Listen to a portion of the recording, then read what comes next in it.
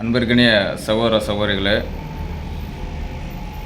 சிறப்பு வாக்காளர் திருத்தம் கணக்கீட்டு படிவத்தை நம்ம பகுதியில் BLO officer, booth level officer எடுத்துகிட்டு வந்திருக்காங்க. அது எப்படி ஃபுல் பண்ணுறது அப்படின்னு சொல்லிட்டு பல பேருக்கு சந்தேகம். அந்த சந்தேகத்தை விளக்கத்தை கொடுக்கறதுக்காக தான் இந்த வீடியோ நம்ம பதிவு பண்ணுறோம்.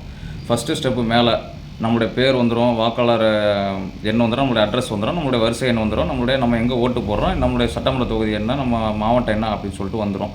இதில் பழைய ஃபோட்டோ இருக்கிறதுனால புது ஃபோட்டோ அப்டேட் பண்ணுறோம். இப்போ ரீசெண்டாக எடுத்த ஃபோட்டோ இல்லாதனால 2 வருஷம் முடிவுள்ள ஃபோட்டோ இந்த இடத்துல நம்ம ஒட்டி கொடுத்துடணும். ஃபஸ்ட்டு ஸ்டெப்பு பிறந்த தேதி என்ன, என்னுடைய தேதி போடுறோம், மாதம் போடுறோம், அடுத்தது வருஷத்தை போடுறோம். அப்புறம் ஆதார் எண். எனக்கு ஆதார் எண் விருப்பப்பட்டால் நம்ம எழுதலாம், எழுதாமல் இருக்கலாம். நம்ம நான் விருப்பப்படுறதுனால எழுதிடுறேன். அப்புறம் கைபேசி எண். இது எல்லாமே அதாவது 40 வயசுக்குள்ளே இருக்கிறவங்களுக்காக நம்ம சொல்கிறோம். அதுக்கடுத்து 40 வயசுக்கு மேலே இருக்கிறவங்களுக்கு எப்படி ஃபுல் பண்ணணும் அதுவும் நம்ம விளக்கத்தை நான் கொடுத்துருவோம். அதுக்கப்புறம் தந்தையின் பாதுகாவலரின் பெயர், தந்தையரின் பெயர் இதில் மென்ஷன் பண்ணுறோம். அதாவது நம்ம சொல்லாமல் எழுதியே காமிச்சிரும் அப்படின்னு சொல்லிட்டு தான் நம்ம எழுதி காமிக்கிறோம். அதுக்கப்புறம் தந்தையின் பாதுகாவலர் வாக்காளர் புகைப்பட அடையாள அட்டை எண். என்னுடைய ஃபாதருக்கு ஓட்டர் ஐடி நம்பர் எழுத சொல்கிறாங்க. ஃபாதர் இறந்ததுனால நம்ம அதை தேவையில்லை, இன்னும் இறப்புன்னு கூட எழுதிடலாம். அதுக்கடுத்தது தாயாரின் பெயர். தாயார் பெயர் எழுதுனதுக்கப்புறம் அது கீழே உள்ள பாக்ஸில் அவங்களுடைய ஓட்டர் ஐடி நம்பர் இருந்தால் எழுத சொல்கிறாங்க. நம்ம இருக்கிறதுனால நம்ம எழுதுகிறோம். அதுக்கப்புறம் துணைவேரின் பெயர், மனைவியினுடைய பெயர்.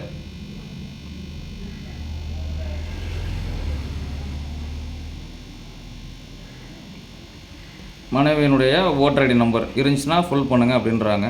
நம்ம அதுவும் என்ன பண்ணிடலாம், எழுதிடலாம். அதுக்கு அடுத்தது 40 வயசுக்குள்ளே இருக்கிறதுனால 2002 எனக்கு ஓட்டர் ஐடி இருக்காது. இல்லாதனால முந்தைய சிறப்பு தீவிர திருத்தத்தின் வாக்காளர் பட்டியலில் உள்ள வாக்காளரின் உறவினர் பெயர் தான் போட்டிருக்கு. முந்தைய சிறப்பு தீவிர திருத்தத்தில் வாக்காளர் பட்டியலில் அவங்களுடைய டீட்டெயில்ஸ் இதில் ஃபுல் பண்ண சொல்லுது. 2002க்கு மேலே என்னுடைய அம்மாவுக்கு, அத்தாவுக்கு மட்டும்தான், இல்லை என்னோடய அண்ணனுக்கு ஓட்டர் ஐடி இருக்கும். அதனால் அத்தா இல்லாதனால, இறந்ததுனால அம்மாவுடைய பேரை இதில் என்ன பண்ணிடலாம், எழுதிடலாம். என்னுடைய அம்மாவோடைய பெயர் எழுதிட்டேன்.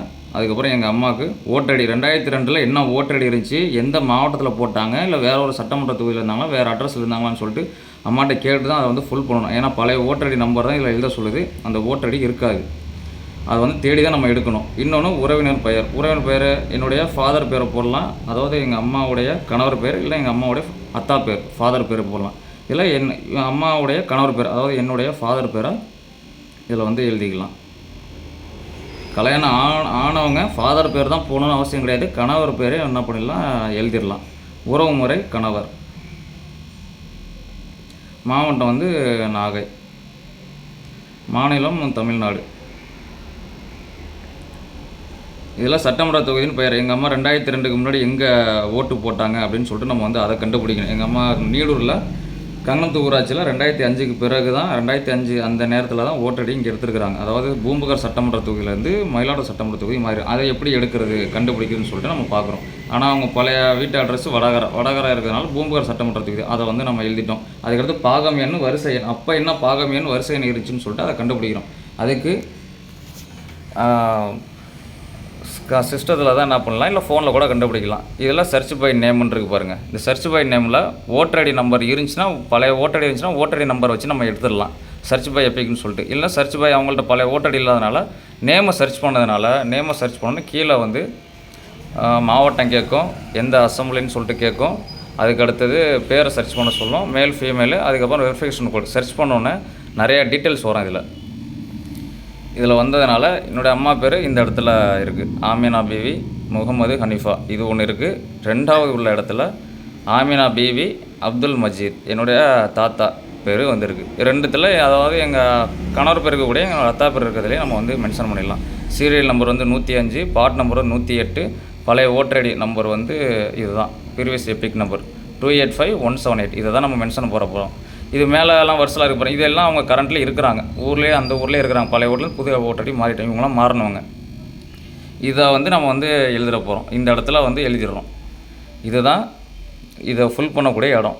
பாசிச அரசு திருத்தத்தை கொண்டு சட்டத்துக்கு எதிராகவும் இருக்கிறது. அதுக்கப்புறம் குடியுரிமையை பறிக்கக்கூடிய வந்து இந்த எஸ்ஐஆர் வந்து கொல்ல பக்கமாக வரக்கூடிய சூழ்நிலை இருக்குது. இருந்தால் இந்த கேஸ் வந்து நிலுவையில் இருந்துகிட்ருக்கு. இருந்தாலும் இந்த பாரிஸ் அரசு வந்து இந்த சட்டத்தை வந்து இந்த வாக்காளர் சிறப்பு திருத்தத்தை வந்து கொண்டு வந்துட்டுறாங்க. இருந்தாலும் நம்மளுடைய படிவத்தில் கணக்கீட்டு படிவத்தில் எப்படி ஃபுல் பண்ணுறதுன்னு சொல்லிட்டு நம்ம வந்து தெரிஞ்சுக்கிட்டோம். அதே போல் 2002 அதாவது 40 வயசுக்கு மேலே இருக்கிறவங்களுடைய ஃபோட்டோவை வந்து இந்த இடத்துல ஒட்டிடணும். அவங்களுக்கு வந்து 2002 ஓட்டடி இருக்கும். அவங்க என்ன செய்யணும்னா அவங்களுடைய டீட்டெயில் தான் 2002 அவங்களுக்கு ஓட்டடி இருக்கிறதுனால அவங்களுடைய டீட்டெயிலே இதில் வந்து கொடுத்துடணும். இப்போ நான் அதாவது எனக்கு 45 வயசு இருக்குன்னு வச்சுக்கலாம். எனக்கு 2002 கண்டிப்பாக ஓட்டடி இருக்கிறதுனால என்னுடைய பெயரை வந்து இதில் வந்து எழுதணும். என்னுடைய அடையாள அட்டை அந்த பழைய ஓட்டடி என்ன இருந்துச்சோ அந்த ஓட்டடி நம்பர் இதில் எழுதணும். அப்புறம் உறவினர் என்னுடைய ஃபாதர் பேர் எழுதணும். ஃபாதர்னுடைய அந்த உறவு முறை ஃபாதர்னு சொல்லி தந்தைன்னு எழுதணும். மாவட்டம் வந்து அப்போதைக்கு என்ன மாவட்டத்தில் நான் ஓட்டு போட்டணும், வேறு மாவட்டத்தில் ஓட்டு போட்டிருப்பேன், இங்கே வீடு கட்டி இங்கே வந்திருப்பேன். இல்லை பழசு அதை தான் நம்ம மென்ஷன் பண்ணணும். அதையும் தேடி எடுக்கணும். தேடி எடுக்கிறது தான் எளிய முறை. நம்மளுடைய ஆஃபீஸ்லேயே நம்ம என்ன பண்ணிடலாம், செக் பண்ணி நம்ம சொல்லிடலாம்.